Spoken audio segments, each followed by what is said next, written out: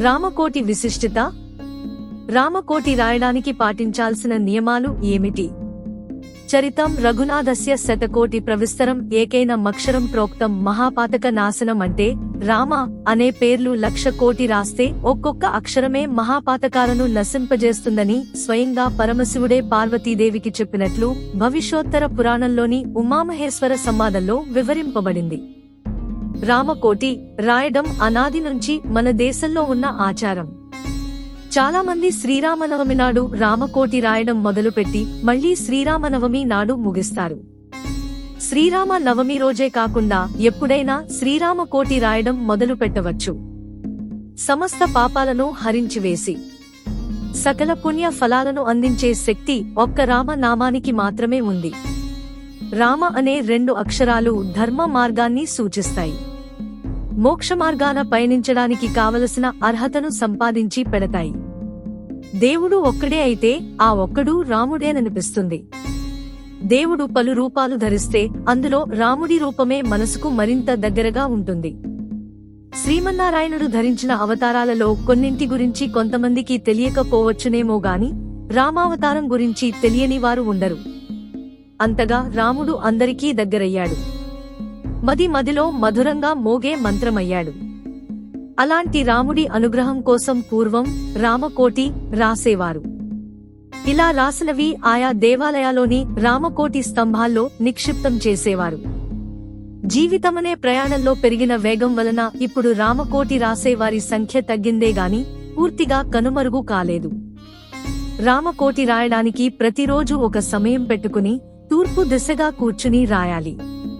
ప్రతిరోజు రామకోటి రాసే ముందు మనసులోనే ఆయనకు నమస్కరించాలి. అనుకున్నన్ని సార్లు రామకోటిని రాసి పూర్తి చేశాక శ్రీరామ శరణమమ అనే అష్టాక్షరీ మంత్రంతో ఉద్యాపన చెప్పుకోవాలి.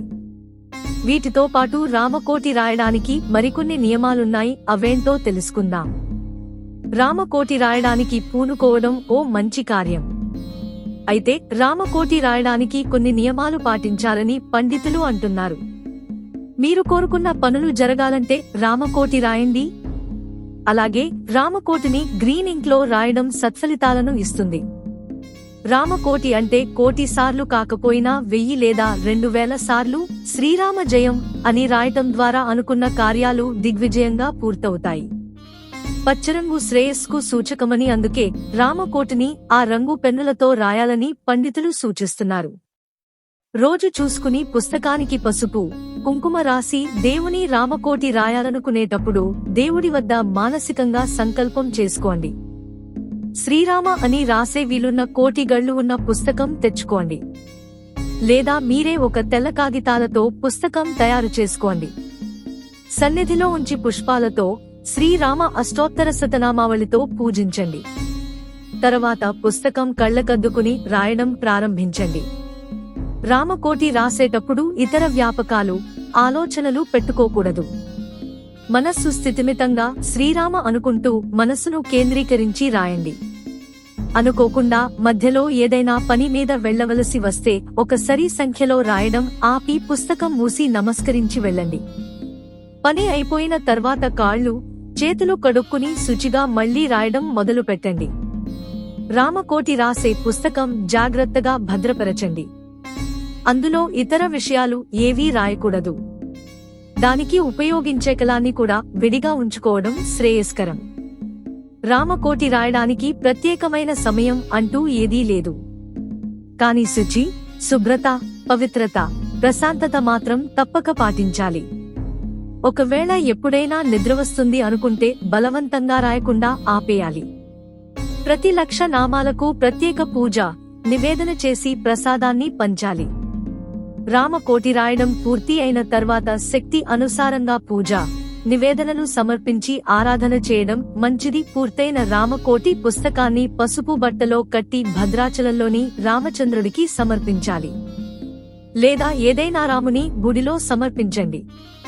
ఇలా రామకోటిని నిష్ఠతో రాస్తే మీరనుకున్న కార్యాలు దిగ్విజయంగా పూర్తవుతాయని పండితులు అంటున్నారు. ఏదైనా ఒక కార్యం పూర్తవ్వాలని సంకల్పించుకుని రామకోటి రాయడం ప్రారంభిస్తే అది తప్పక జరిగి తీరుతుందని పురోహితులు అంటున్నారు. శుచిగా లేని సమయాల్లోనూ మైల సమయాల్లోనూ రామకోటి రాయకూడదని శాస్త్రాలు చెబుతున్నాయి. రామకోటి అనేది శ్రీరాముని అనుగ్రహం పొందేందుకు పాటించాల్సిన ఒక పవిత్ర కార్యం. ఇది పూర్వకాలంలో ముక్తిని, పుణ్యాన్ని పొందేందుకు చేసే వ్రతం. రామకోటి అంటే రాముని కోటి సార్లు లేదా లక్షల సార్లు పేరును రాయడం, అలాగే కొన్ని నియమాలను పాటించడం. రామకోటి రాయడానికి పాటించాల్సిన నియమాలు: 1. సమయం. ప్రతిరోజు ఒక ప్రత్యేకమైన సమయం కేటాయించుకుని రామకోటి రాయాలి. సాధారణంగా తూర్పు దిశలో కూర్చుని రాయడం మంచిది. 2. నమస్కారం. రాయడం ప్రారంభించే ముందు మనసులో శ్రీరామునికి నమస్కరించాలి. 3. ఉత్సాహంతో రాయడం. శుభ్రంగా, పవిత్రంగా మరియు ప్రశాంతంగా రాయాలి. ఇతర ఆలోచనలు, పనులు అంగీకరించకుండా కేవలం రాముని పేరు ఉంచి రాయాలి. 4. ఇంక్ మరియు పుస్తకం. రామకోటి రాయడానికి గ్రీన్ ఇంక్, పచ్చల సూర్యప్రకాశం సూచించే ఉపయోగించడం ఉత్తమం. అలాగే పుస్తకం శుభ్రంగా మరియు ప్రత్యేకంగా ఉంచాలి. 5. పూజా విధానం. రామకోటి రాయడం పూర్తయిన తరువాత పూజ, నివేదన మరియు ప్రసాదం పంచడం మంచిది. 6. సంకల్పం. రామకోటి రాయడానికి ముందు మనస్సులో అంగీకారం, సంకల్పం ఉండాలి. తదుపరి మీ పనులను అంగీకరించి రాయాలి. 7. పవిత్రత. రామకోటి రాస్తున్నప్పుడు శుభ్రత, పవిత్రత, శాంతి పాటించాలి. సాధారణ జీవన విధానం లేదా అనవసరమైన పనులు చేసే సమయంలో రాయకూడదు.